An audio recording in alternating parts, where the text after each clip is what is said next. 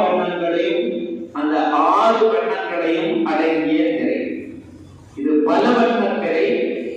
இதுதான் சிற்சக்தி என்று வள்ளல் பெருமானார் குறிப்பிடுகிறார். இந்த சிற்சக்தியை ரொம்பவும் கொண்டாடுகிறார். சுவாமிக்கு அடுத்தது அம்மை, அம்மைக்கு அடுத்தது சிற்சக்தி.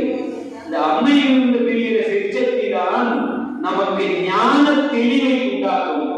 இந்த ஞான தெளிவு பிறந்து விட்டால்